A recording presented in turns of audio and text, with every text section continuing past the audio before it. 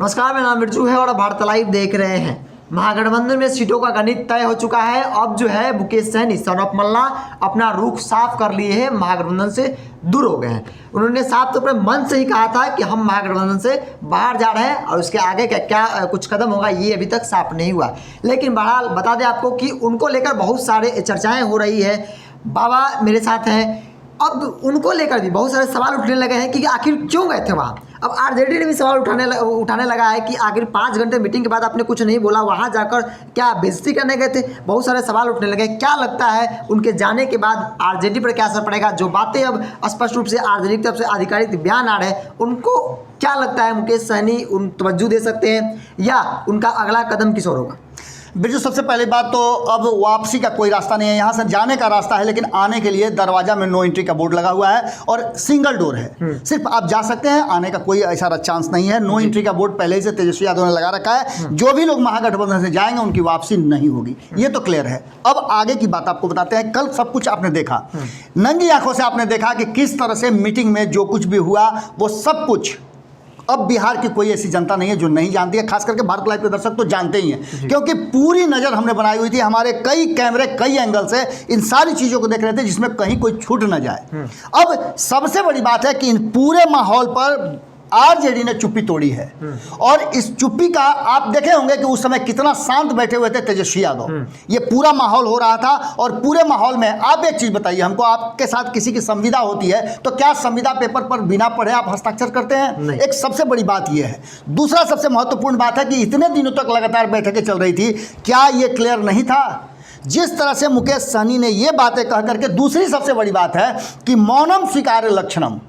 आपने देखा होगा कि मुकेश सहनी जब बीच मंच पे बैठक के दौरान माइक पे गरज रहे थे कि मेरे सीने में खंजर भुका गया है, तो इसका मतलब था कि आपको या तो वहाँ से बोलना चाहिए था कि वो गलत बोल रहे हैं, लेकिन वो मौका भी मुकेश सहनी ने नहीं दिया और आरजेडी पूरी तरह से चुप रही। आपने देखा होगा कि भोला यादव बीच में उठ रहे थे तो उनको बैठाने के लिए राजीव मिश्रा आए और राजीव मिश्रा ने उन्हें बैठा दिया। मनोज झा जिनकी बात आप कर रहे हैं कि उन्होंने बहुत सारी बातें कही है और उन बातों के पीछे बहुत सारे ऐसे तथ्य हैं और उन तथ्यों को आखिर कौन खोलेगा? या तो मुकेश सहनी खोलेंगे जो आज वो बैठक करने वाले हैं और खुलासा करने वाले हैं, और दूसरा आरजेडी खोलेगी कि भीतर खाने में क्या कुछ हुआ।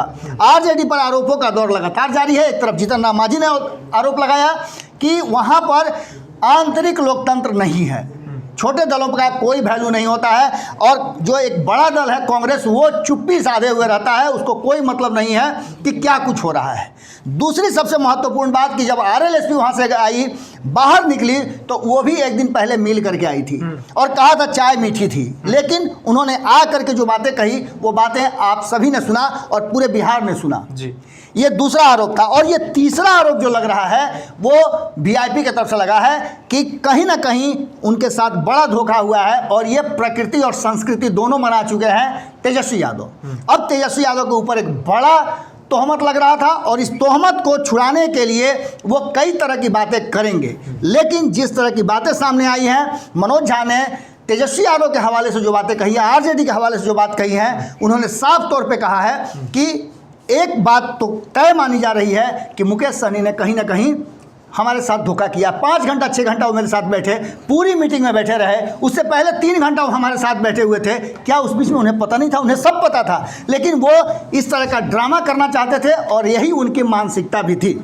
बिल्कुल बोल, लेकिन ये सारी बातें आपने की, एक तरफ जहाँ आरजेडी की तरफ से आधिकारिक बयान दिया जा रहा है कि 5 घंटे मेरे साथ बैठे, मीटिंग में आए, बेइज्जती करवा दी, वही यही बात जो है अगर कांग्रेस पार्टी के संदर्भ में बात की जाए तो वो आरोप लगा रहे हैं कि आपको बुलाया नहीं गया था। यहाँ तक कि आरजेडी के भी नेता वो भी कह रहे हैं कि जिनको बुलाया नहीं गया था वो अपने मन से आए थे और मन से आकर ये अनर्गल बातें हैं बिरजू, ये एकदम बिल्कुल अनर्गल बातें हैं। आप मन से नाम ले रहे हैं कि हमारे बड़े भाई दिया उन्होंने, हमारे बड़े भाई मुकेश सहनी हमारे साथ हैं, हमारे गठबंधन का हिस्सा है। आप ये बता रहे 144 सीटों में इनको एडजस्ट किया जाएगा और उसके बाद आप ये बातें कहते हैं तो सरासर गलत है। लेकिन एक बात तो तय है कि अपना पीठ छुड़ाने के लिए और ये जो बातें आरोप लग रहे हैं लगातार तेजस्वी यादव पर, उसे निकलने के लिए, उसे बरी होने के लिए आरजेडी ने चुप्पी तोड़ी है और ये चुप्पी अब मुकेश सहनी पर कितना भारी पड़ती है, आरजेडी पर, महागठबंधन पर कितना भारी पड़ती है, ये देखने वाली बात है। तो जैसा कि आपने सुना ने बाबा ने स्पष्ट कर दिया है कि जो बातें आरजेडी तरफ से आ रही है और जो बात वीआईपी की तरफ से आ रही है, कितना स्पष्ट अंतर दिख रहा है। तो फिलहाल कितना है जुड़े भारत लाइव के साथ। और हाँ, आपको बता दें कि पल पल का अपडेट, वीआईपी भी आगामी आधे घंटे में प्रेस कॉन्फ्रेंस करने वाले, क्या कुछ अपडेट होगा और यूट्यूब के साथ साथ हमारे फेसबुक पेज पर भी जाइए, लगातार हम लाइव के माध्यम से आपको सही और सच्ची खबरें दिखा रहे हैं। सच ही हमारा